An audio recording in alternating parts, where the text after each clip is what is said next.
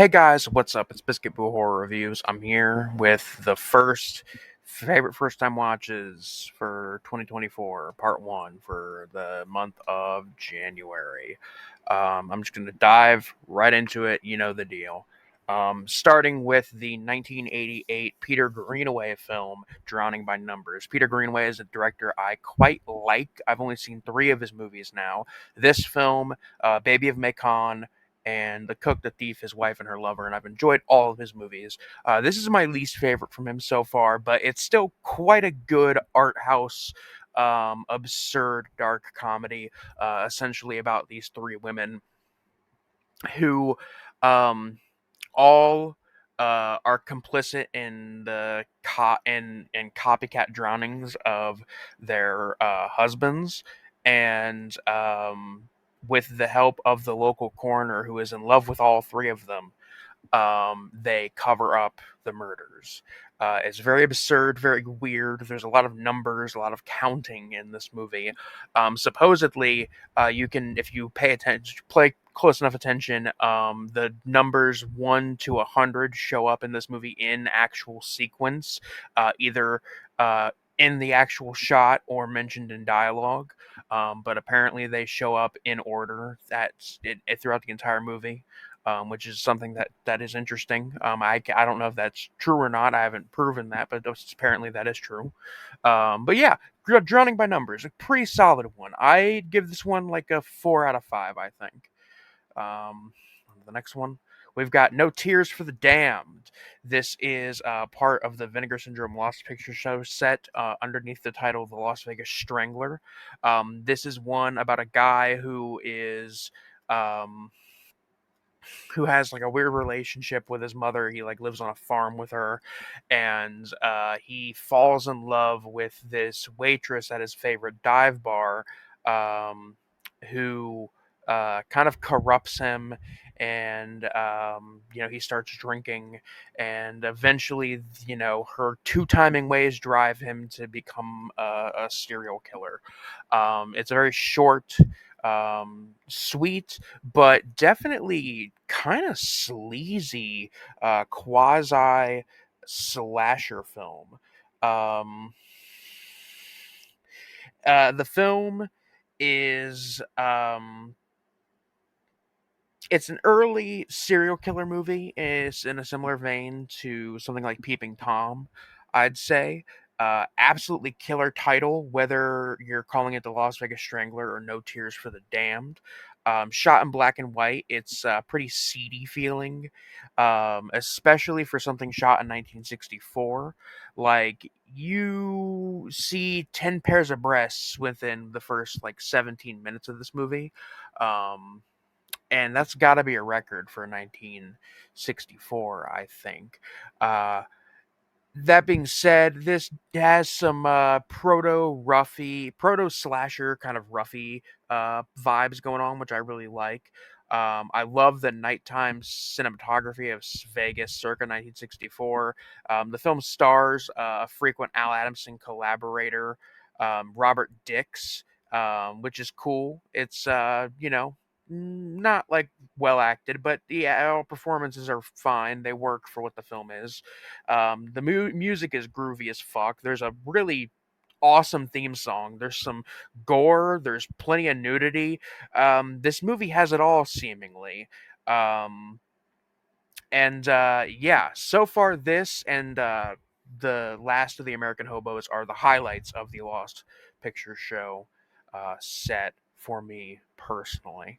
Um, Up next, we got Yokai Monsters Spook Warfare from 1968. Sorry, I'm just checking my notes here. This is essentially about um, a Babylonian vampire who disguises himself as like a local lord, and it's up to the local yokai in this Edo period like village, um, to stop this vampire before he like can do something really evil. Very heavy on the wacky effects and cool monsters. um the psychedelic visuals in this, especially in the final act, are really great. Uh, this is a lot better than the first Yokai Monsters movie, which was all right, but like it didn't have enough yokai action. This has constant yokai action, and the A plot is interesting because it's actually connected to the supernatural, unlike the first movie, which was the A plot was actually just about the human characters, and it wasn't as thoroughly enjoyable. This is like a 4 out of 5. This is really fun. You should see this one if you like these movies. This movie is produced by Dai. Dai. I can't fucking remember how it's pronounced. Uh, Either way, it's the studio that produced Gamera. So you know what you're getting into. Up next, we have The Unknown from Todd Browning from 1927. This features Joan. This is a silent film that features Joan Crawford and Lon Chaney. Holy shit. In a Todd Browning film, no less. This is a film about a criminal who is hiding out in a carnival as an armless man, literally binding his arms to his chest to appear armless, and becoming very good with using his feet. It's weird how good Lon Chaney was at like doing things with his feet, because he can do crazy things with his feet in this movie. Um, but essentially, he's hiding out and he's in love with the ringmaster's daughter, and wants to marry her. But, like, she thinks that he's armless, and that's a dilemma. And meanwhile, the strong man is also trying to court her. This movie is like 70 minutes long. It's very short. And let me tell you, it's a pretty wild friggin' movie for something made in 1927. This movie is literally almost 100 years old, and it is still thoroughly surprising and like shocking. Um, Really good stuff. Love it. Reminds me of He Who Gets Slapped, which is a another silent Lon Chaney film. On to the next one. We've got Hell's Highway from 2002. This is a movie I've always been curious about because the cover is like absolutely awful. And you look at it and you think this is like some haunted highway movie, something like Route 666.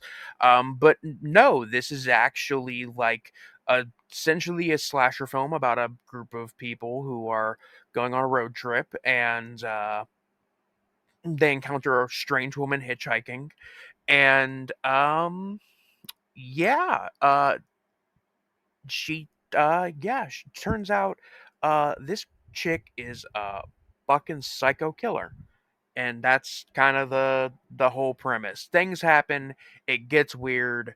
Unfortunately, Ron Jeremy has a cameo in it. Fortunately, he does get castrated in his role, so kind of a win-win on that part. Kind of a lose win, like lose that he's in the movie and you have to witness him, but like win because like he gets castrated. Either way, we're rolling. We're chugging along. Hell's Highway is like a really great shot-on video, early 2000s shot-on video film. Like one of the best early 2000s shot-on video films I've ever seen, and I've literally never really heard anything about this movie until it recently got like a Blu-ray from TerraVision. So I might have to pick that up. I may have already picked that up actually. um, yeah, this one's like a 4.5 out of 5. Up next, we have the Dave the Rock Nelson film Werewolf and the Witch from 2007. This is the sequel to David the Rock Nelson's iconic um, Conrad Brooks versus the Werewolf, which I've never seen, but this is a sequel to it. And let me tell you, I don't think having seen the first movie would have helped me understand this one anymore. This is another classic brain bomb from David Nelson, from Rocky Nelson, from my man, The Rock Nelson. God damn it. This man is a magical filmmaker, and you've got to see his shit. It just sucks that he only accepts through fucking money orders. It's kind of a pain in the ass. Um, but you know, life be like that sometimes. Werewolf and the Witch is a perfect score. This is like must see material if you like shot on video films. We got Sweetback's badass song. This one is okay. This is a really iconic like early blaxploitation film. And I never really got around to it just because I didn't really know anything about it. But upon actually like watching it, I realized that not only it has like MF Doom sampled this one like heavily on the track The Finest, he also like references it quite a bit in his verses on it. This is an absolutely insane film, essentially about a male prostitute who is like picked up by some racist cops to be a patsy in a murder case, and so essentially he's picked up to take the fall in a murder case because they don't have anybody else to take the fall. Um, and with the help of a Black Panther, he kills the cops and manages to get away. And the film is about him, uh, on the run. Um, very radical, very strong, very scuzzy, very raw, um, very real, um, film. Uh, Holy shit, is this movie like great? Um, One of the most genuine artistic, one of the most genuine and strongest artistic expressions from the 1970s that I've ever seen, and that is a strong statement to make, in my opinion. But this film deserves it. Um, there's only one problem with this movie, and that is the opening scene, which I'm not gonna get into too much because it's kind of uncomfortable. But the gist of it is, you know, Melvin Van Peebles used his 15-year-old son in a rather sexually explicit scene, and I'll leave it at that. It's not fun. It's not an enjoyable part of the movie. It's not pleasant. It's the opening scene, and it's Sweetback's backstory, essentially. But I guess Melvin Van Peebles felt uh, that it was necessary. Um, I don't know, but let me tell you, this movie is so good that it's worth fast forwarding through the credits for. I promise. Um, 9 out of 10 on that one. 4.5 out of 5. We got When Evil Lurks from 2023. This is the big one. People have been talking about this one. Um, and I quite liked it. Essentially, it's about these guys. They find somebody who is infected with like a sort of demon virus of sorts, and they intend to get rid of him properly, but upon losing him, the demons kind of get loose, and as a result, people start dying. This is a pretty brutal, pretty bleak horror film. There are some problems I have with it. The main character is kind of really stupid and does things that you would never logically do. Um, you know, like a lot of class, it's almost like they're trying, to make it like a bad horror movie but the whole tone is so dark and bleak and disturbing. Um, there's some ableism in this film that's like really disgusting and horrible, which kind of sucks because it drags it down from being like a great movie to like an almost great movie, to just a good movie in my opinion. Um, you know, I'm sure that aspect of the film will turn more people will turn some people off more than others. For me personally, it didn't ruin the movie, but like it's something again, just like with the previous movie, it's something that I feel like I have to give a bit of a content warning, a bit of just a heads up before you go into this one. Um, Other than that, though, I think this is actually a really good one. I quite liked it, and I'm very interested. This is an Argentinian film, by the way, and seeing the director's other movies that he's done before this. Um, We're on to movie number 9, The Video Murders from 1988. This is one I bought on Blu-ray from Culture Shock Releasing because it's going out of print.